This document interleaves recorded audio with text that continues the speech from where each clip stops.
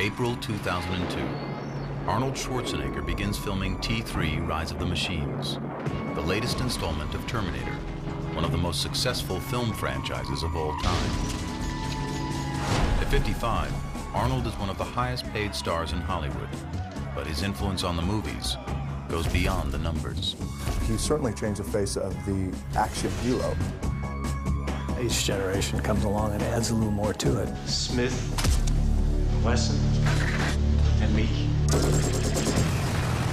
Nowadays, people are expecting their heroes to be bigger than life. But Arnold's also brought bigger than life to real life. We're gonna go and pump it up. Let's do some push-ups. Watch the governor do push-ups here. Very good. You're doing very well. His place is secure as being the father of the new wave of pumpology. His face has appeared on thousands of magazines published in hundreds of languages worldwide. By sheer force of personality, he brought muscles into the mainstream. It kind of made it almost glamorous in a sense. And what's interesting is the culture then changed. Arnold was the icon. He was the guy who went first.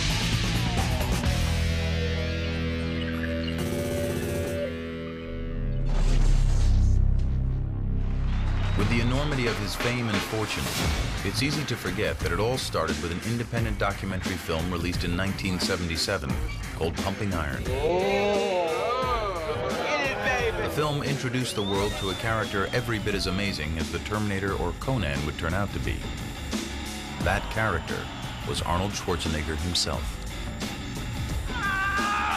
What we were doing is making a story out of bodybuilding, and we had the priceless opportunity of being able to craft a subculture and to really define what it was. Before Pumping Iron, bodybuilding had a big image problem. It wasn't taken seriously. Bodybuilding was on the back of comic books. And there hasn't been such a flexing of biceps since Popeye downed his last can of spinach. It had kind of a stigma attached to it, that it was guys who were insecure or people that were trying to overcome inferiority complexes in dark dungeons. In other words, freaks and fools. But in Pumping Iron, director George Butler was able to smash these old stereotypes and replace them with something new to bodybuilding: personalities. Of course, it didn't hurt that his star was Arnold Schwarzenegger. And I remember being a little kid and watching it and going, well, that guy has a funny accent, but he sure is big. To see competition, to see these guys and how these guys play these mind games with each other was fascinating. I watch you. I watch you too. Oh, with the barbell above my head. I'm not nervous at all. You certainly got a vibe of Arnold's charm, his charisma. Can you imagine the feeling I have 6 times Mr. Olympia? Before that, I think that if you had a muscular body, it was that's all you were about, is the muscle, the muscle, the muscle. But after Pumping Iron, you could have character, you could have charisma, you could be funny. If boxing had Ali, bodybuilding was going to have Arnold. He was controversial. The pump. It's as satisfying to me as having sex with a woman and coming. He was charming. How about that, huh? Can you do that? And like Ali, he was a natural-born salesman, selling not only bodybuilding, but his own persona. Do you work out every day, every other day? I would say 6 days a week. 6 days a a week? week? With weights, and I run 3 times a week, and then do other exercises that we shouldn't talk about here in front of the people. You sly dog. I do everything. But Pumping Iron did more than legitimize bodybuilding. It was at the leading edge of the fitness revolution. By the late 70s and early 80s, Americans, inspired at least in part by the muscularity they saw in Pumping Iron, were joining the bodybuilders at the gym.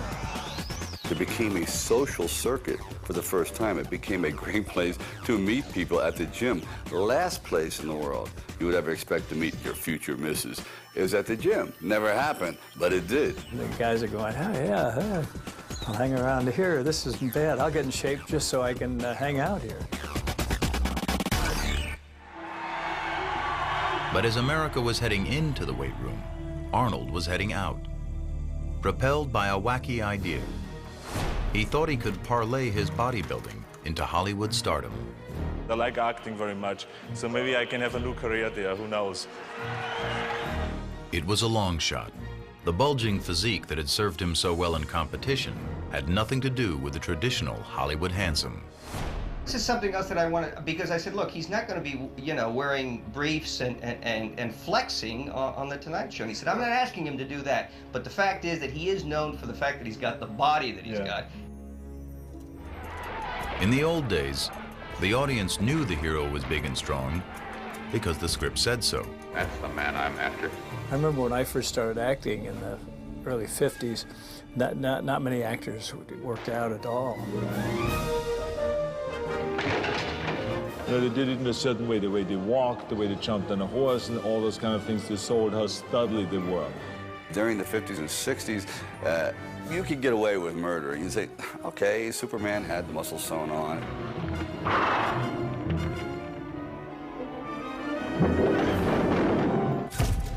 As Arnold was trying to figure out how to fit into the Hollywood mold, director John Milius was trying to figure out how he could bring the comic book Conan to life by casting a bodybuilder. For Arnold, the timing couldn't have been better. If we didn't have Arnold, we'd have to build him. Suddenly, Arnold found himself the star of a big-budget Hollywood movie. But now, the muscles weren't enough. There were acting lessons, riding lessons, swordplay lessons, and diction lessons. 3,333 1/3. The fine wine, it grows on the vine. Sure, he would have doubts about whether he could do things, but he always would have the doubt of somebody climbing a mountain that's halfway up. How are we going to get there? Now, we're going to get there by climbing up. Conan the Barbarian was a smash hit and put Hollywood on notice. Though you didn't have to be built like a bodybuilding champion, it was definitely time to get in shape.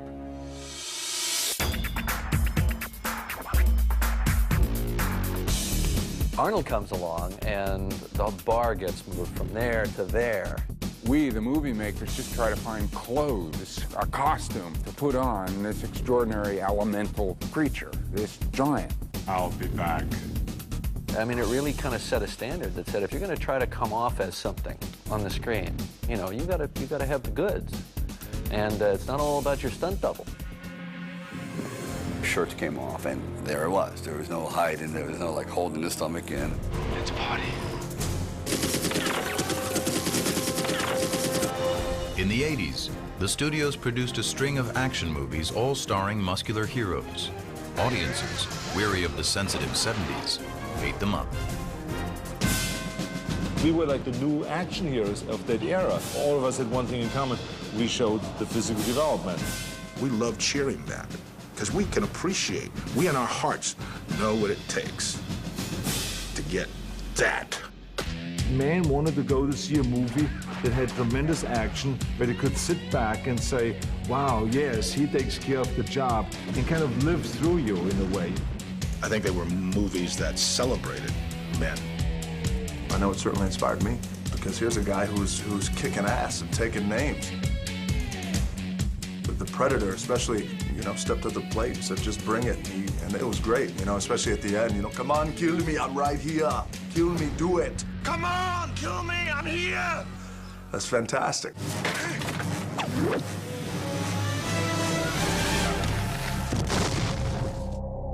Now being strong and muscular was not only okay, it was celebrated. A new generation raised on action movies hit the weights in order to avoid being called girly men. Where's the Bob? You are. I think people were being swept away by the films subliminally, and then all of a sudden it just hit. Hey, Arnold, look at this. Yeah, how about this? Oh, you guys make me sick. This is what you have to do, like this. Suddenly, it seemed everybody was in shape. From a few darkened gyms in the early 70s, an entire multi-billion-dollar industry erupted. Normal, everyday people were signing up in droves to tighten, tone, shape, and sculpt at fitness palaces filled with gleaming chrome muscle-making machines. Bodybuilding And physicality became kind of like a hip thing. It's okay to be proud of your body.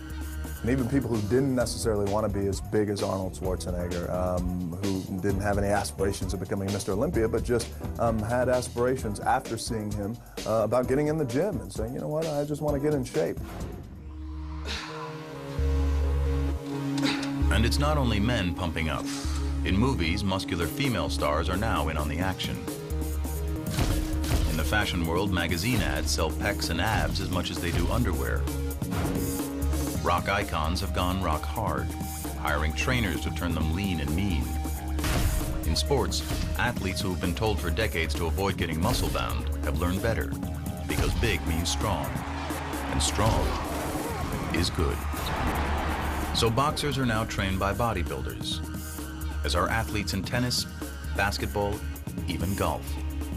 Professional Olympic teams hire strength coaches to build brawn, but it's not only athletes. Remember when the elderly thought lifting anything heavy would cause a heart attack? No more. Study after study shows that strength training can improve cardiovascular fitness, strengthen bones, increase flexibility and balance, even fight diabetes, arthritis, and depression. Millions of people are involved in exercise programs that involve strength training, aerobic exercise, high-protein diets are the craze. Arnold was doing that back in the 70s and the 60s. Bodybuilding, once a subculture of maniacs, is now so much a part of our culture, it's hard to even remember when we thought lifting weights was weird. He made it very, socially acceptable. And, pumping iron certainly was the pivotal moment in the history of that. I had no idea that it would catch on the way it did, so that was a total surprise. I wish I could say, I knew all along, but that's not really what really happened. I still look back the day when I talk about it like right now and reflect. I say to myself, how did it happen? I mean, how could that become a reality? Coming up next, the film that launched the movie career of Arnold Schwarzenegger and helped jumpstart the fitness revolution. Pumping Iron. And stay tuned after the movie for an exclusive behind-the-scenes look at the making of Pumping Iron, including never-before-seen outtakes from the film and current interviews with the cast and crew. At the time when I first saw it, I was like mortified, saying, oh my God. He is absolutely acute at being able to figure out an individual's absolute weakness and then put a sword through it. Maybe I went a little overboard. And now the documentary that started it all, remixed and remastered, Pumping Iron.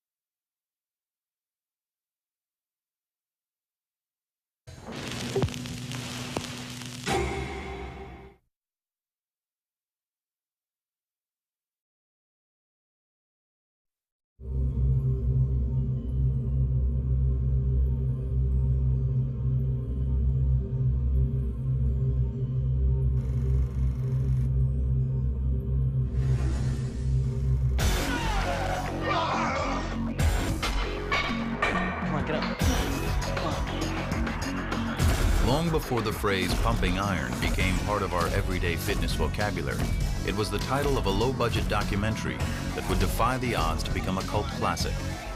On the 25th anniversary of that film, Cinemax presents the story behind the making of Pumping Iron, the film that introduced the world to a charismatic 28-year-old bodybuilding champion known as Arnold. With never-before-seen outtakes from the film, the only thing that's left is Arnold's bullshit. as well as candid comments from the cast and crew, 25 years after the film was released. About the time when I first saw it, I was like mortified, saying, oh my God. I went overboard many times. We were really struggling to get the movie made, and people were laughing at us. Cinemax presents a tale of sweat, muscle, ego, and glory in the golden age of bodybuilding. Raw Iron, the making of pumping iron.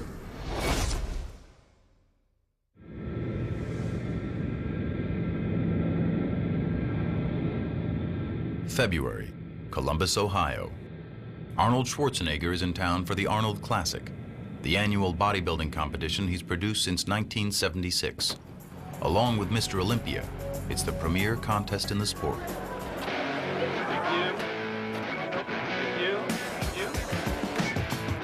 Bodybuilding has come a long way since Pumping Iron was released in 1977. The contestants are bigger than ever, and so is the stage show. The Arnold Classic is an extravaganza to rival any big-ticket rock concert. And bodybuilding's become big-ticket too. These days, more than 175,000 bodybuilders compete in 169 countries. Today, Schwarzenegger is here to hand out more than $400,000 in prizes. But he's also here to see some old friends who have gathered backstage. Many of the original bodybuilders from the Pumping Iron era. Bill Grant, Ed Corney, Mike Katz, Franco Columbu, and Lou Ferrigno. Hey, how are you? Good to see you. Terrific. There was camaraderie. We helped each other. We trained each other. We were a part of a family. Where's your son? Where's Michael? Right there. Michael, come over here. Good. Michael. How's it going? Okay, good to see you. 25 years ago, we saw in Pumping Iron, we saw the little Michael. He was 3 years old. And then he made you pose. Remember, he made you hit shots. Ooh, it's hard. Feel this muscle, how hard that is. Just everyone is so huge. What's going on here? I'm the... Still got it. 25 Can you years believe later. that? Pumping Iron. It changed my whole life. Are you going to give him all the wrong advice? It's not that hard for me to give him the wrong advices. No, only the right advice. It was so much fun and enthusiasm. Great. Oh. It was incredible.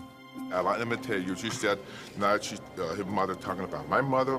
He's talking about pumping up. He's talking about pumping up. He's talking about psyching me out. You couldn't shut me up then. You can't shut me up now. No, it's always the same. Nothing has changed. Whenever I think back on the Pumping Iron days in the 1975 when we did this movie, I definitely miss it.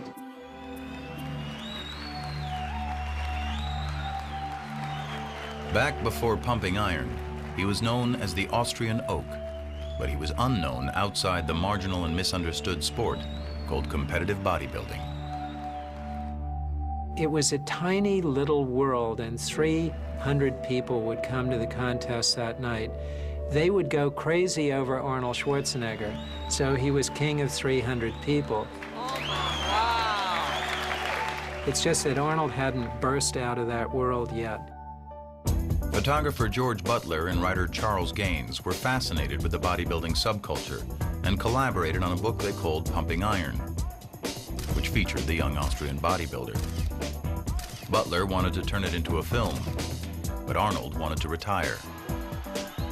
Since moving to America in 1968, he'd won the sport's top prize, Mr. Olympia, an unprecedented 5 times, and he'd had enough. George Butler came to me and said, I have a great idea. We should do a movie, but it only will work if you're in it. And if you retire now, you can't be in it, so that doesn't work. Butler knew the weird and wacky world of bodybuilding had all the makings of a fascinating movie, but how to get investors aboard, it would be a tough sell.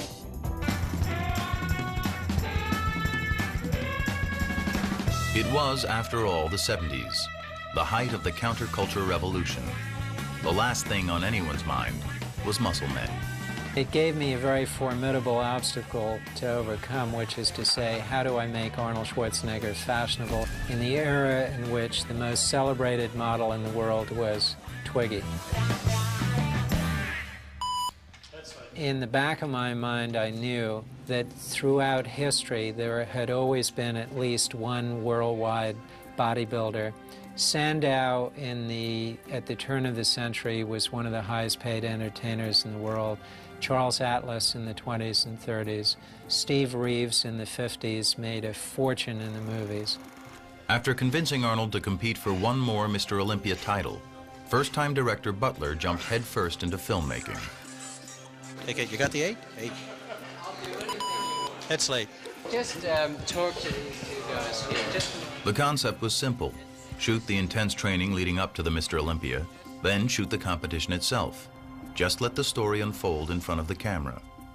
He started by shooting a test film for investors. In this never-before-seen footage, the first frames ever shot for Pumping Iron, Arnold pumps up backstage for a posing exhibition.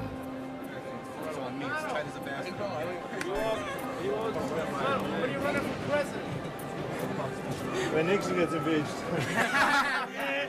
It's just too much pressure, you know. I mean, I'm competing now for 10 years, and after 10 years, I feel like it's enough, you know. You have to let other people have a chance, and just leave as a winner. Yeah. Suppose Louis beats you. He doesn't. There's no such thing. For years now, since 1970, I was like unbeatable. And there was no hope for anyone to come close. It just didn't exist because I knew once I have the title, there's no way anyone is going to take it. But if an Arnold win was inevitable, where was the drama? Where was the conflict? Every movie hero has to show his stuff by pushing up against an obstacle. Butler had to find it. I wanted to find a great antagonist for Arnold, and there was Louis Ferrigno in Brooklyn, New York, 6'8", 270, dark and foreboding. Muscle magazine publisher Joe Weider had already had his eye on Ferrigno. For Weider, the old story Arnold wins again was growing stale. But a Mr. Olympia showdown between Lou and Arnold, this was perfect, and exactly the kind of rivalry that sells magazines. He won the Mr. Universe contest in 1974 in Italy. Weider came back, I remember, like it was like a fresh breath of air. With a new champion on the horizon. Well, I had to stimulate them. You know, when I go into the gym and I saw him pick up 500 pounds, he says, "What do you think, Joe?" I say, "Oh, not bad. You can do better than that."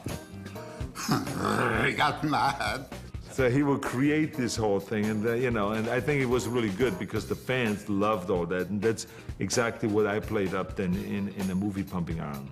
In this outtake from Pumping Iron, Weider and Schwarzenegger discussed the very real possibility that the champ might actually lose to the larger and hungrier Ferrigno. You were the one who saw Lou in New York just a few days ago, so how does he look? He looks very, very massive.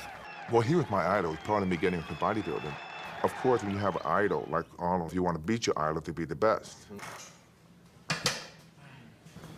Wait till they see these dogs in Africa. Terrific. Big enough to wait. Butler had his antagonist. Since 1969, nobody has beaten me, so why should he come around now all of a sudden and break my record? I don't know. He's training real hard. He's Well, heavy you will and see. He's massive, and he's built almost like you. No. What happens if you are defeated? To enhance the drama, the filmmakers had to pump up the conflict. This is for the big baby, Louis. This is where documentary filmmaking is so effective, because you can do something with real people that a novelist just couldn't imagine. You create dialogue and hostility towards one another in order to make the movie more interesting. If it is just a sport, that you can see for 10 minutes and then you have seen it all. But if you see the personalities and you can follow them. A showdown was set. The Golden King versus the Dark Prince. Well, I was a bit of an outsider at that time in that world because I was the only one back training in Brooklyn. Brooklyn versus Venice, California, a bizarre beach town, a refuge for artists and hippies, weirdos and wackos. In its own strange way, bodybuilding fit right in. If the sport had an epicenter, it was a legendary Gold's Gym. which is where the filmmakers began shooting. Come on, Franco. What is this bullshit? Yeah. No, side chest, not front chest, Franco, side. Yeah, these things change a little bit when we go to the side. Hey, look, Franco, what you have to do is when I say side chest, then hit the side chest and then it come out. And if you don't have it, don't hit it. No, don't hit it. Don't hit it. We had camaraderie that was incredible. We'd train together. We'd go to the Gold's Gym at 10 o'clock in the morning. That's where everybody would meet. And I mean, the energy that came out of that little gym, it was only about 5,000 square feet. It could probably light up the city of Los Angeles.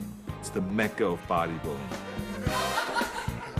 When I got out of here, there was only this little bitty gym sitting out here close to the beach. I mean, it wasn't much bigger than YMCA where I'm from. It was like a house. And it was only basic weights. That's the only place we knew. That was home to us. The public at that point didn't accept what we were doing. They didn't understand what we were doing. That was one of the joys of doing Pumping Iron, that people could really see that we just weren't big, huge people with muscles. We were all kind of tied together like this. We worked out together, we ate together, we were partying together. Rent was cheap. By day, they trained at Gold's or on nearby Muscle Beach, and at night, they let off steam, often at Arnold's bachelor pad in Santa Monica. The main man is here, guys. The cameras never stopped rolling. Mr. Universe, 1975. Cheers to the Mr. World. Robbie Robinson. Hey, wait a minute. Let him hit a double shot, a double bicep shot for this lady here. Hit it quickie. Hit a double bicep shot. Come on now. Come on now. Hit 3 shots. All right. All right.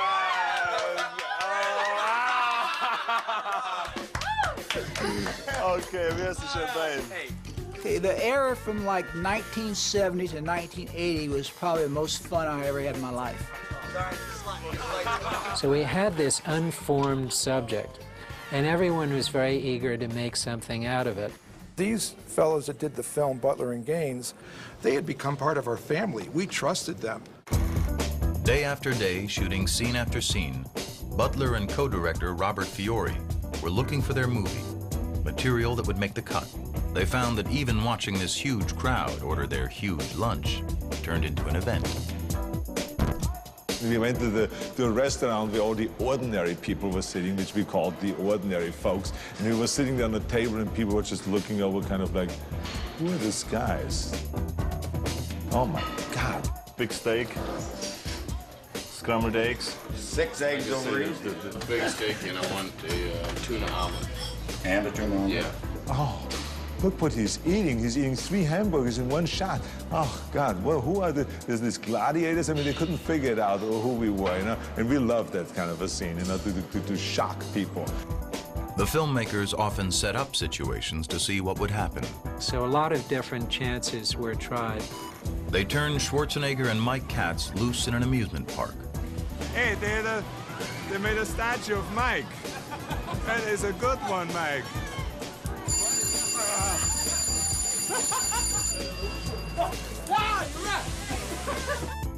They filmed Arnold with his acupuncturist.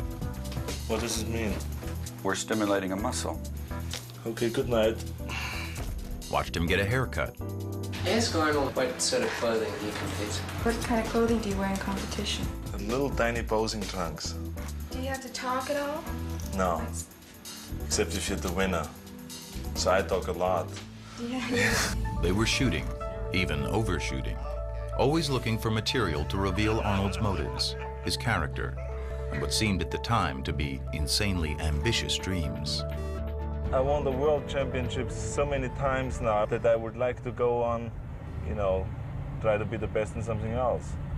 Like what? I would like to get into acting. So there was a tremendous struggle to make this movie really work and to make it really interesting, not only for the bodybuilding crowd, but for the general population. To do that, and to give the film some Hollywood sizzle, Butler approached Bud Cort, the hot young star of MASH, Brewster McCloud, and Harold and Maude. I've never seen so many huge people in my life. That's why I joined a gym. I want to get my blood moving, you know? Yeah. All I do is drive and scream at my agent, you know? So I figured I'd, you know, get my blood moving. The idea was to send Bud to muscle masterclass with Arnold. Am I supposed to breathe before I stand up, during, or after? I know this thing. I hate it. Oh, I crack my neck. And when do I breathe in? Breathe out when? When do I breathe? In, out, right. He was very funny, and he happened to love bodybuilding. Just start thinking about that it's a beautiful exercise and that it makes your legs grow. And Yeah, maybe I you do all change. that psychological shit, but it doesn't work with me. I it get will- pain in my leg. But after screening all his footage, Bud felt his scenes were too distracting from the main storyline. I think this whole thing is fucked. I think so too. I gotta tell you. Bud pulled out, asking the filmmakers to put the rest of his salary back into the project so they could finish. And I always teased him. I said, one day I'm going to take all of this footage that we shot and put it back into the movie. Now finally people are going to see it. Let me show you another exercise. Okay. We did a scene up what we call the Muscle Rock, where we went up in the Malibu canyons and up to the top of the mountain there where they had the best kind of lighting for taking photographs. So we brought the whole camera team up there. In this outtake, Arnold and his buddies work on posing routines for the upcoming contest in South Africa. If Louis hits this one, I fall up With this one. We can't go into that one? instantly with this one. Louis don't follow that one? He could, but you know, Arnold has done. This one. You know what I mean? Okay. Almost nothing made it into the movies, but it was really a fantastic, I think, sequence, just to show again that we were all friends. Good. Not bad. Nobody will look at the legs. And the reason why it didn't really work was because when we edited the movie, we wanted to show some kind of a competition. The movie was Arnold, and it was critical to get to the heart of it. And the heart of it was the competition for the heavyweight crown and the conflict with Lou Ferrigno. You're gonna wipe them out! And if he's in shape, fine. I hope he is. The filmmakers moved on to New York. In contrast to the fun and games of Gold's Gym, the Brooklyn setting was a dungeon. We filmed Louis in a dark sort of underground gym in Brooklyn, and then we'd immediately cut to Arnold Schwarzenegger. There were skylights overhead. Venice Beach was right outside the gym, palm trees swinging to and fro. And in contrast to the sunny optimism of Arnold and his friends, Lou was as serious as a heart attack. Come on! Here I am in New York wearing sweat clothes. I got everybody around me in the gym that 1/3 of my size, people not looking like bodybuilders. You could see this one scene I'm walking in, and one guy doing a dumbbell curl. Yeah, we got 10 right here. And it's hard to stay motivated. So the only way I can motivate myself is just keep screaming Arnold's name in the gym and just keep pumping that heavy iron. I was saying Arnold, Arnold. I really wanted to beat Arnold Schwarzenegger. Hey! That's it. In Ferrigno, Butler found not just an antagonist, but a character rich with vulnerabilities. Partially deaf and overshadowed by a domineering father, Lou had everything to lose. What Butler invented was Matty Ferrigno's actual involvement in his son's bodybuilding career. Push it, man! Come on, come on! See, my father never really was really involved in bodybuilding. And they asked him to be in the film. They thought it would be good to have father and son. In the movie, Matty Ferrigno is a stage father to the best of intentions. And Matty had a very clear idea of what Louis should be doing. It would just unroll in front of my eyes. When you step out there, boy, remember all those grueling nights and mornings in the gym. And this is it. This is the reward, and we want it. He kept putting in my head, this is your last chance. There's one scene you see me curling dumbbells. 100-pound dumbbell. Show them! Show them! Sing it out! Sing it out! Come on! Show them! I gotta do more! Afterwards, my father goes, boy, what a workout. Oh, boy, what a workout. That's nice. Because he was holding one of the dumbbells. He's the one who's tired. You remind me what you're gonna show them. And then you go, Boom, like you're saying, take a look at this hunk of man. Something like that, okay? You try now. And he did the best he could. The fact, because at the time I had the speech problem and everything, I was not able to conduct myself in interviews. He tried to be my voice. The unfolding relationship between father and son added an unexpected layer of tension and emotional richness to the film.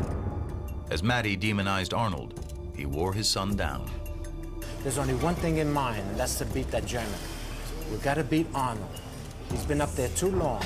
You waited 9 years for this shot, right? Be careful. He's going to try every trick. If he sees you look a little better, he's going to try and do something. He's going to try to make you look bad out there. Watch every move he makes. Try not to engage in conversation with him. And most of the time I really wanted to say, let me speak for myself. Let me be who I am, please. You know, this is not how I want to conduct myself. This is not how I want to be in the film. Look out. That's right. That's it. No. Down here, Louis. I was not really me. I was beaten down.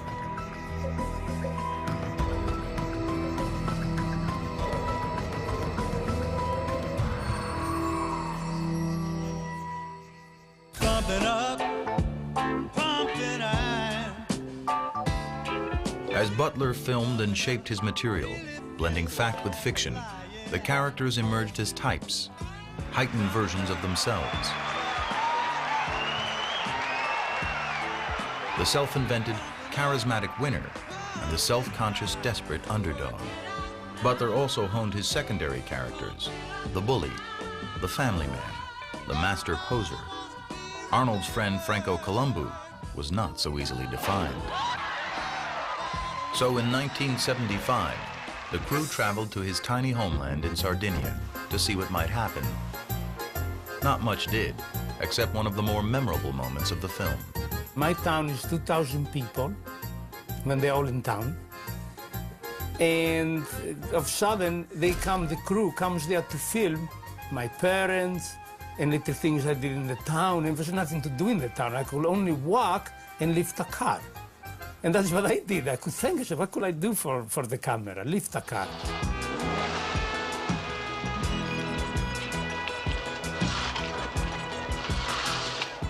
My father was watching.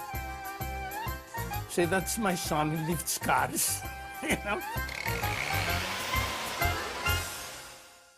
Another memorable moment was the infamous T-shirt incident, when Ken Waller, in an attempt to fluster his opponent Mike Katz, hides his T-shirt. You see a blue T-shirt around? In reality, the filmmakers made it more than it was. The thing about my part of it, like, they have to have a good guy and a bad guy to make something to the movie. Hey, you know what I'm gonna do when I get to Africa? I'm gonna take Katz's shirt, I'm gonna hide it. I hid the T-shirt, yeah. We knew that Waller had taken Katz's T-shirt, and we did follow that up. You know, back then, that sort of was my nature in a way, but I was all in joking. I considered Mike a friend. A friend of yours, you really don't want to hurt their feelings. At that time, I didn't ever think it was going to come out and be a big deal on a movie screen. As you learn later. I would go to contests after that, and I'd get booed because of what was said in that movie. And then there was Schwarzenegger himself. While already supremely confident, he made it a point to pump up his persona while the cameras were rolling. I played the kind of Germanic machine that comes over from over there, like a machine, nothing will stop him. I have to cut my emotions off and be kind of cold. No emotions, no feelings. I want to be the best, and I'm perfectly willing to go through anything to be the best. Anything to psych out his opponents, trying to chip away at their confidence, laughing all the while. I'm not nervous at all. I tried anything and everything to sometimes look like, this evil guy. Franco is pretty smart, but Franco is a child. For me, it was like, I don't care. It was like, it doesn't matter what he says. When I'm on stage, I'm going to show that I'm the best. And I'm still convinced I was at least as good as Arnold on the stage that night of the Olympia, or maybe a little bit better. It doesn't matter if he wins or I win. To be honest with you, he was cocky. To be perfect, it's one of the hardest things to be, you know? He had a right to be. Of course you were competitive. Of course, when it came down to the pose-off, and when it came down to who brings the best body in on the day of the competition, yeah, I was the most competitive. But now, since I'm wiser and older, I've thought about many times if, like, you know, maybe I went a little overboard. But, you know, that's the way I did it then. That was my thinking process then, and, you know, you can't go back and change it. But sometimes I regret it. In an attempt to soften the edges around Arnold Schwarzenegger, Charles Gaines, the author of the Pumping Iron book, came around to draw Arnold out, get him to warm up emotionally, reveal vulnerability. It didn't work, and it never made the cut. Scared? Do you ever get scared? Sure, I get scared. Of what? What scares you? The unknown. He felt like he couldn't get through to me because here I was this kind of one-dimensional guy that was just like made of steel. Of course they want you to be wide open. They want to be able to do that you are soft, that you're able to cry, because it puts them in the same boat and they say, well, he's just one of us. Now, you know what I think you're doing now? I think you're bullshitting now. No. I do. I think you're What he really didn't realize was not that I was not vulnerable, but that I lived in denial. You know, my whole life. It's always like whenever I felt, you know, pain or anything like this, it was like I forgot about it. I dismissed it. For some reason, maybe it has to do with competition, you just clamp down that capacity on yourself. You carry it too far, what it winds up doing is just cutting you off from the possibility of having a really fundamental reciprocal human relationship with somebody else. So what? You don't care about that? No. And especially since I knew in bodybuilding and in competition, you have to kind of bury things temporarily. The way I dealt with it always is that right now I put it aside and then I deal with it later on, whenever that is, you know. Always on the front burner, though, was Arnold's ambition, which was on display in another sequence cut from the film. It's Arnold visiting with his idol, retired bodybuilding champ, Reg Park. Arnold was patterning his career after Park, who'd gone on to star in Hercules movies in the 60s. I think what perhaps happened to me about 15, 20 years ago is happening to you right now. I know, it's this incredible thing. The parallel is you know? unbelievable. Yeah, it's like a repetition, Yeah. that's what it is. Yeah. And I think that's why I looked up to you so much right from the beginning. He was a kid wanting to emulate what I'd done, so it was a great compliment to me, and I took it in that sense. Yeah, I remember in particular this one dream, because I felt like I was dreaming for 8 hours, I mean the whole night. And it was just, it was like, you know, me being a king and standing on top of a mountain, and there was no room left for anybody else up there, okay, just for me. I mean, the whole thing was so much like, you know, a victory dream. The time had come. The Pumping Iron team had shot every scene they could to set up their characters at home. Now it was time to go where they were always headed, halfway around the world to the Mr. Olympia and Mr. Universe contest in Pretoria, South Africa. There'd be no more manipulated outcomes, no setting up scenes. The film crew would now be observers, not participants anymore. The competition was the real thing, and everyone would be playing to win. It was tremendous adventure in those days. You want to go to Africa to make a movie about Arnold Schwarzenegger competing in the first multiracial contest in South Africa, then let's go to South Africa and do it. I mean, we were doing this by the seat of our pants. A revolution in technology, much like today's digital camera revolution, allowed the crew to shoot with more mobile, handheld 16mm film cameras. With unprecedented access to the bodybuilders, the filmmakers set out to uncover the drama that was taking place behind the scenes. I think that the wonderful part about the film is that we didn't really feel, because of our comfort and trust in the people that did the film, that the cameras were even rolling. So I think you got that real honest, down-to-earth kind of emotions and feelings. Roger Walker, Australia. There's a moment in the film in which you can almost see me on stage taking the shoulders of Joan Churchill, the camera woman, and just turning the camera like this onto Mike Katz at the moment he lost. And then we just followed him downstairs. You know, as I look back on that, and I've seen it many times, I think most of us, many of us, will draw into ourselves and into our families in times of need. And I think ultimately, I think I just went back and wanted to know how my son was doing. Here's a head slate. We're going in to see cats. And I could, you know, usually I could say, look what I got, Michael, you know, and I put it around his neck, or I give him the trophy for his room. And now I'm away from him for 10 days. And I come home with nothing. You know, I'll tell you, no matter what happens to me in the sport, I always got them. And that's something great to come home to. It was a way that I could try to gather myself together with such a disappointment. It was at that point, it was a very, very big disappointment in my life. So I kind of gathered my strength from my family, yeah. When the Mr. Universe part of the competition was over, Waller had won. Next up, the main event, Mr. Olympia, with Arnold, Lou, and Franco all in the running. The film crews got into position. I was aware that there was going to be a marvelous confrontation between Arnold and Louis in the pump-up room. It was setting up the most wonderful opportunity for Arnold to do everything that he is capable of doing. The psyching part of bodybuilding, which is quite famous because of that scene and some others, is something that Arnold really does. I love it, Louis. You always keep me entertained in the serious moments. The room we were in was only probably about 20 feet by 20 feet. I mean, it was this very small room.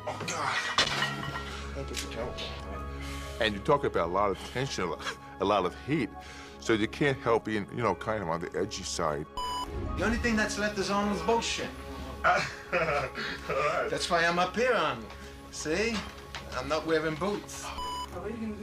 Lou, what do you think your chances are today? I'm gonna lose all. You're the best. Thank you. You're welcome. Just wanted to have to do insurance. Everything is under control here.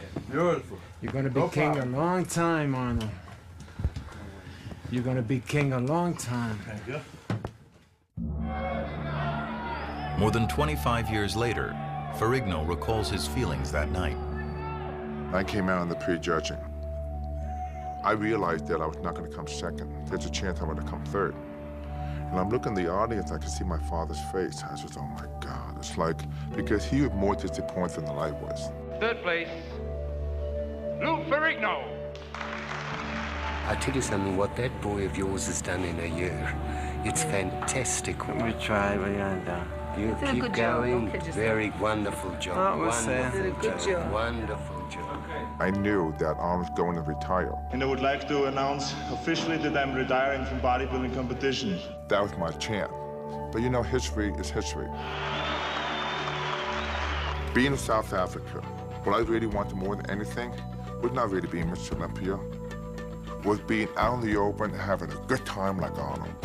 That's what I want more than anything. That was more impressive to me. Who wants to be in South Africa, come second, come third, to be 10th? He was down there having fun, schmoozing with people, shaking hands. That's what I'm doing now because it's taken me many years to see that. But that was my envision. When I saw that, that's the direction I wanted to go. For me to change that, I had to work on myself. The film was in the can, but now there was more than 100 hours of it to be cut down and crafted into a movie. Unfortunately, Butler was broke, having maxed out on his credit cards. After I got back from Africa, I got a call every single day of the week from American Express because I'd succeeded in running up a $35,000 bill, and I had become their most important client. I was rather impressed with myself. Out of desperation in 1976, they concocted an outlandish scheme. They put on a bodybuilding show at the prestigious Whitney Museum of American Art in New York City to try and attract potential backers. We invited Candy Bergen to photograph Arnold. The Whitney thought we might get 300 people, and someone said, you know, there's a pretty big crowd outside. I know, isn't it? You seen this crowd out there? No, I haven't looked out there. It's big. And I went down and looked, and there were 5,000 people outside trying to get in. Nobody's gonna go in until we get a line here. Inside the museum, Arnold, Frank Zane, and Ed Corney were rotated on a turntable in front of the New York City art crowd. It was very sort of high concept idea. It was a risky scheme, and it was a long, long way from Venice Beach. Moderated by New York Times critic Vicki Goldberg, The event brought together some of the most prominent art historians in the world to watch bodybuilding. We're talking about a subject which is fascinating and quite present before our eyes a lot of the time. That is to say, the representation of the muscular body in art. The next bodybuilder who's coming out doesn't need an introduction to a lot of you, but he does to a lot more of you. As I said before, he's the greatest bodybuilder in the history of the sport, Arnold Schwarzenegger. And then we had this discussions about, what is bodybuilding and compared to what art was, and how did, Leonardo da Vinci and Rodin and all those guys come up with those muscles when they painted and sculpted muscular bodies. The Whitney couldn't control the event because there were too many people there, so that instead of taking the money and putting it in a cash register, they had to throw the money into a pile on the floor. Hey, move down, 2 lines, okay? There was a 6-foot-high pile of $5 bills, and at the end of the day, the movie was financed, and the rest is history. The Whitney Museum event proved to investors that the general public just might be interested in bodybuilding. Now, it was time to present Pumping Iron to the world. Pumping up. On January 18th, 1977, Pumping Iron premiered at New York's Plaza Theater. Feels like flying. Arnold and his friends were now the toast of New York City. Audiences loved the film, and critics gave it rave reviews. Pumping up, pumping up. But for the bodybuilders, it was a surreal experience seeing their private world revealed on the big screen. It was comical to us to see some of the things that come out in that movie. I was a bad guy, and back then I thought that was that was all right. When I saw it for the first time, it made me very angry because I suddenly saw how it was portrayed. Calm him down. Help him. I was afraid people wouldn't like me. I was afraid people were going to look down on me because the fact that here's a kid from Brooklyn, he's deaf, he can't speak, he looks dumb in the film. What I'm trying to say to you is at the time, I felt like a freak. But it wasn't like that. I didn't realize that within time, everyone embraced me. People come up and say, God, I love you in Pumping Iron, I love you in Arnold. All right, Nothing to say, I just want to eat my cake. It was so incredible to see the film on the big screen. And at the end of the film, when we were sitting in the bus going back and Arnold was joking with Lou, it was almost like breathing out, saying, now we can relax. In a way, it was naive. It was a wonderful opportunity to just hang out together, train together, and be really part of a family that continues to be close and friendly to this day. We all stuck together and had fun doing it. There was a certain kind of a unity there and a certain kind of a camaraderie that was unlike anything else. And that's why when you look at it today, there's nothing else like Pumping Iron. Here we are 25 years later celebrating it, so we must have done something right.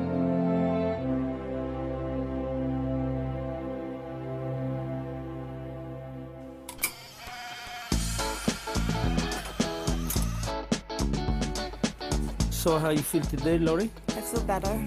Today, Dr. Franco Colombo is a practicing chiropractor in Los Angeles. Narrowing of cervical 6, 7, and 8. He also produces and stars in low-budget films that he shoots in Sardinia. To this day, he and Arnold are best friends. Mike Katz is a judge for the International Federation of Bodybuilding and owns several world gyms in Connecticut where he trains up-and-coming bodybuilders. His son, Mike Jr., and his wife recently had a baby. Mike Katz is a grandfather. Ken Waller lives in Los Angeles. He has seen Gold's, the tiny seaside gym he once managed, evolve into a worldwide enterprise. What you doing, big guy? You show up. His focus now is on raising his son. Let's go talk about winning that medal, huh? As a sales manager at Extreme Activewear, the company that prints Gold's merchandise, he now has all the t-shirts he can get his hands on. Joe Weider and his brother Ben continued promoting bodybuilding through their publishing empire and through the IFBB. What was once a subculture is now a multi-million-dollar business. Ed Corney works in the fitness industry. He's had some health problems recently, but promises that even from a wheelchair, he can still outpose anyone from the old days. George Butler went on to direct Pumping Iron 2, The Women. He recently directed 2 documentaries on the life of Antarctic explorer Ernest Shackleton. The films have earned rave reviews. Lou Ferrigno went on to a career in film and television, most notably starring as the Incredible Hulk. He's also a trainer to Hollywood stars and one of the most famous names in the health and fitness industry. I'm still waiting to eat my cake. Remember that line? Matty Ferrigno retired to Florida and says he's very proud of his son. As for Arnold Schwarzenegger, he went on to make a few bucks in the movie business.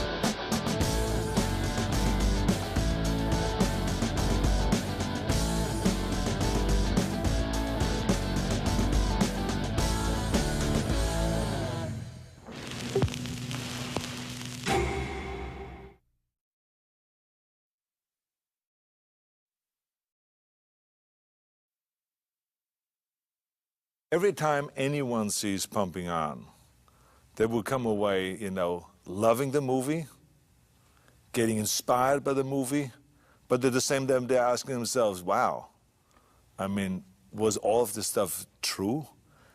I mean, was it really, did Arnold really psych out Lou Ferrigno? Did he really not go home to his father's funeral because it was just shortly before a competition? And was he really that cold that he said, well, forget that, he's dead already. I'm not going to bother with that. I'm going to just focus in on my competition. Is that true? I saw him hanging there afterwards, a celebration party after the Mr. Olympia, smoking a joint. Did he really smoke a joint? And did he, in fact, inhale? Is that true? Was it true that they stole Mike Katz's T-shirt?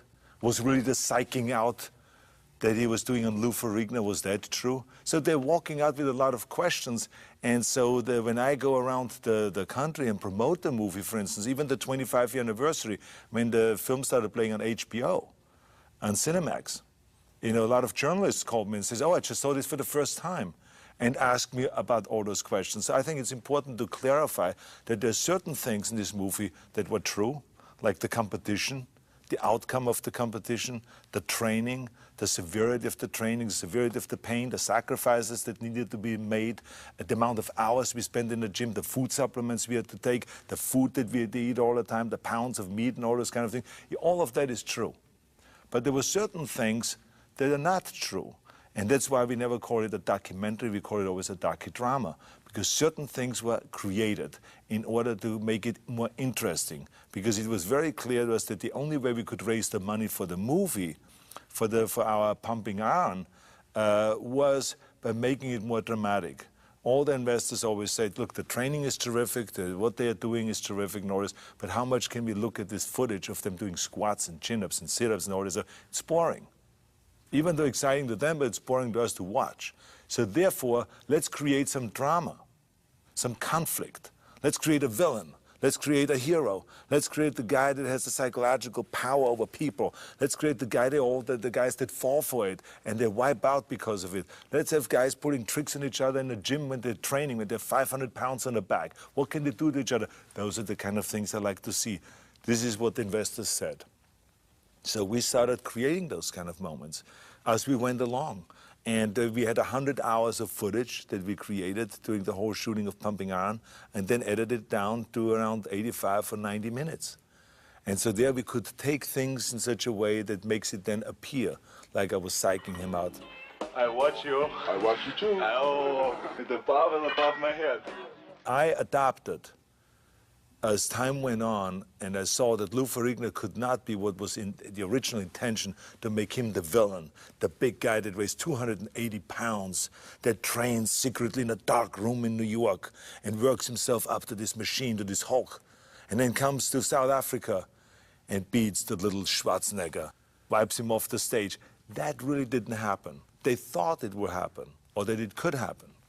But then they found out that he's actually a very vulnerable guy, that he has a hearing problem, that he needs his father's assistance a lot of times, that he was a big guy, but he did not have the kind of a presence that would make him look like an evil guy that wants to come and destroy me. So slowly we changed the whole thing and actually made him the victim, and made me the guy that pulls the tricks on him and that wipes out the competition year after year. And the more I got into that, the more I started playing that machine. And I said to myself, how can I sell the idea that I'm a machine that has no emotions, that doesn't care about any of my competitors, not even my best friend that was living with me at the time, Franco Colombo. I could care less about him. He, as I said in the movie, is just a child. And on the day of the competition, I will become his father. I say that was, the reality was, I loved Franco and I helped him as much. Even if it meant that he would win the competition, I would help him all the way. He was my friend, but in order to sound cold and to sound like calculated and like a machine, I played out this role. And I played out the role that what I would do with Lou Ferrigno. We created the things that I would psych him out. I created a scene just before the prejudging where I sat down with his father, with his mother, and with Lou Ferrigno. We all sat down. And there I was to this whole big psych-out job, telling him that I already called my mother. And she congratulated me. I told her I won 6 times Mr. Olympia. I said, she congratulated me. I said, you see, because I'm going to win later on, no matter what. And the reality of it is that, you know, I loved Lou. And there was no reason to do a psych-out job on him, because I felt 100% that I'm going to win the competition, because he was just not there at this level yet of competing. He was not ready yet to win the competition, so therefore there was no reason to psych him out. But we wanted to play it that he's really dangerous. He could wipe me out. He's huge. He's gigantic. And I have to now not only use the body, but I have to use the psychology. And I have to psych the father out, I have to psych the mother out, I have to psych Lou Ferrigno out, and I do this whole thing. And so throughout the movie, we established that kind of a relationship. So there was another thing that we did in order to really make me be different than the other guys. If you want to be a champion, you cannot have any kind of an outside negative force coming in and affect you. So therefore, I have to cut my emotions off and be kind of cold in a way. Then we wanted to sell the idea of how cold I am really, and how I have no emotions. For instance, now I took a story that I actually heard in France, one bodybuilder one time tell me, 4 years before, a story about how he never went home to his father's funeral before a competition. How his father died and he just ignored it. And he says, yeah, here to stay focused. So I stole that story. And I said to myself, I have to say that story. People will be shocked. People will be writing about it when this movie comes out. And that's how you get, of course, headlines and all those kind of things. And people will write about the movie. That's how we sell the tickets. So I said to myself, that's what I have to say. So I explained that I have no emotions. If someone steals the car right out in front of my house, I would just laugh at it and buy myself a new car. You know, of course, afterwards I said to myself, I said, hey, if someone steals my car, I cry probably because this was my jewel. That was the reality. Then I continued on with the story. And I said, as a matter of fact, my father died one year, just before competition. And my mother called me and I said, are you going to come home to the funeral? And I said to her, why? He's dead already. So I acted really totally cold, and people, it really worked. People were shocked about this. Some of them were appalled by this. And so, of course, since then, I've been getting those questions. Is this true? Is this not true? I mean, did your father really happen? The reality of it is that it never happened. My father never died before any competition. He died 3 months after a competition in 1972, and I saw him just shortly before he died. And we had a fantastic relationship. So there was none of that, of not having any emotions, not caring of my father dying. So that's the reality. So I think people, now it is important for people to know what is the reality. There is an opposite example is, for instance, with smoking the joint. I smoked the marijuana in the movie, an ant. And a lot of people ask me, says, did you really smoke a marijuana in this movie, or was it just fake? I said, no, I really smoked it. And I also inhaled, unlike some people claim. You didn't see a blue T-shirt around? Waller had it? The other question that people always ask me, Mike Katz was looking for his T-shirt in a movie. Did, in fact, everyone play a trick on him and steal his T-shirt or hide his T-shirt to confuse him and therefore lose the competition? The reality of it is that he did look for the T-shirt at one point just because he's misplaced it, but no one was hiding it. But after we saw this footage, we went out and shot additional footage to create a scene where a bunch of bodybuilders get together, throw the football, have fun, and then Ken Waller says, you know what I'm going to do to Mike Katz? I'm going to hide his T-shirt. As a matter of fact, I'm going to hide his bathing suit. I'm going to hide everything. Hey, you know what I'm going to do when I get to Africa? I'm going to take Katz's shirt, I'm going to hide it. Mess his mind up a little bit. So that football scene was actually shot way after the competition was over. And we have had all the footage already, just in order to create this scene of the Mike Katz getting his T-shirt stolen by Ken Waller, and that he messed up his mind, so he loses the competition. Pain in your muscles and aching, that's what makes actually the muscle then grow. If you can't go through this pain barrier, forget it. One of the most common questions I also get is, you know, did we take steroids? Because now, of course, drugs is such a big issue in sports. And the answer is yes. It was just in the beginning stage because bodybuilders in those days just experimented with it. But it was not illegal. It was like, we talked about it very openly. I mean, anyone that was asked, he says, you take steroids? He says, yeah, I take 3 Dianabol a day. Or someone else would say, I would take this, and that. It was not an illegal thing. Now, after it became a big problem, then our federation said, okay, bodybuilders ought not to take steroids, and there will be testing done, surprise testing done. You could be called at any given time.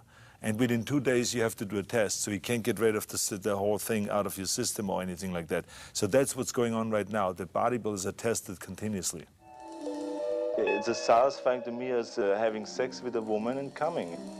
People still ask me, for instance, you know, is it true? And they're still trying to find out. Is it in fact true that a pump is better than coming? Because that's what I said in the movie.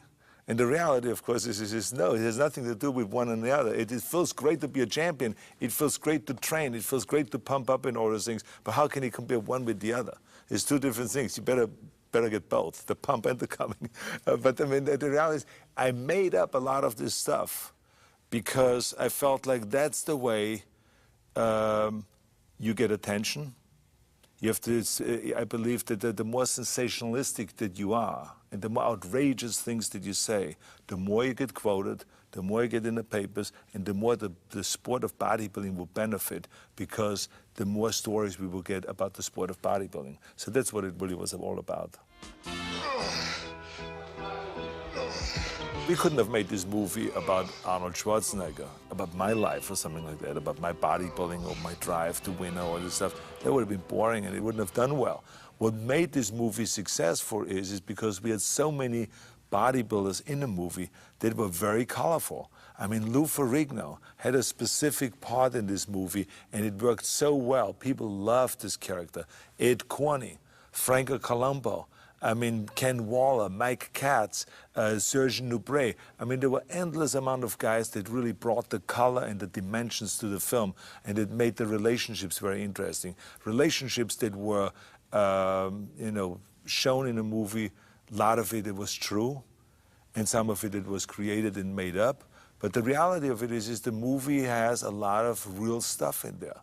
I mean, the real competition, real training, real agony, real defeat, all of those kind of things it has in there. The one and only Arnold Schwarzenegger. Many people come up to me and say how they were inspired by Pumping Iron. First I heard it about the book, then even 10 times more when the movie came out. They were inspired to train, it changed their lives. They tell you the most unbelievable stories of what impact it had, how it created in them the will to succeed in life and to do something with themselves, if it is in bodybuilding or in other sports or in business. It is amazing the impact the movie had. So I hope that this movie, when people watch this DVD, has the same impact on them as it had on many hundreds of thousands or maybe millions of people around the world, which is they walk away and get inspired and jump into the weight room and lift the weights to find out if it's really true what I said. Is a pump better than coming? It's not, trust me.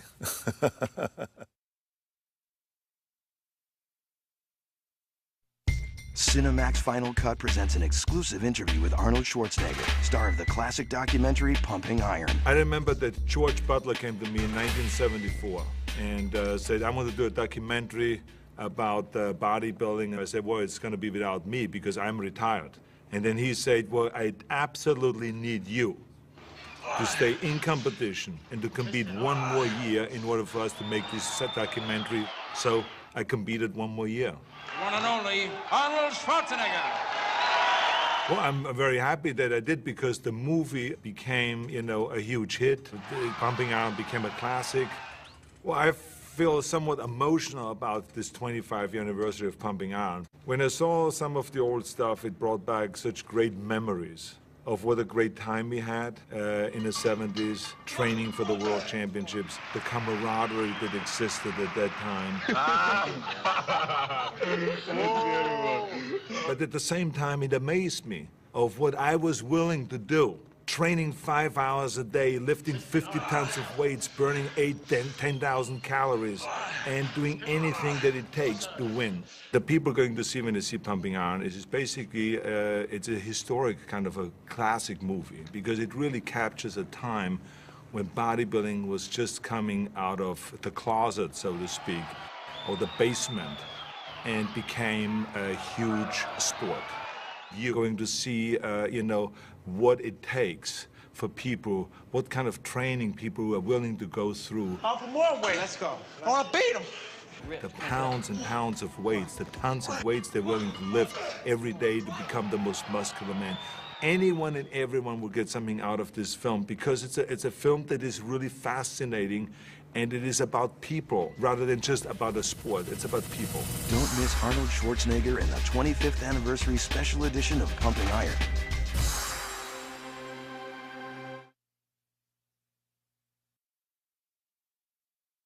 Pumping Iron is back and celebrating its 25th anniversary. Cinemax caught up with Arnold Schwarzenegger and some other familiar faces at the premiere party, honoring this classic documentary. Cinemax has offered to show the movie and celebrate with us all that special day, the day when the movie came out, the year when this whole revolution started taking place. I saw it in 1977, right when it came out. My brother took me to it. I met Arnold like 2 months later. So I have a special little spot in my heart for this film. It's astonishing that an independent film is getting this kind of reception. I don't think it's ever happened before. Cinemax was there to talk to the original cast. I think it's fantastic because 25 years ago, I was here, posing the night of the premiere. My favorite scene in the film has got to be me hanging off his arm. Yeah, that's right. Just like that. There's an original idea, especially to see how bodybuilding makes people stay young. As you see, the way I look 25 years later, I look even younger. We also spoke with some of bodybuilding's current title holders. I think bodybuilding has come a long way, just like everything else. When was the first time you saw Pumping Iron? I was 16 years old. I just joined the gym. I trained for 3 months. The gym owner gave me a tape. Here, you might want to watch it. The favorite part of the movie are my friends that are in it. It's like extraordinary. Each one of the guys has done such a great job after that and has at the same time promoted the sport. Don't miss Pumping Iron 25th Anniversary Special Edition.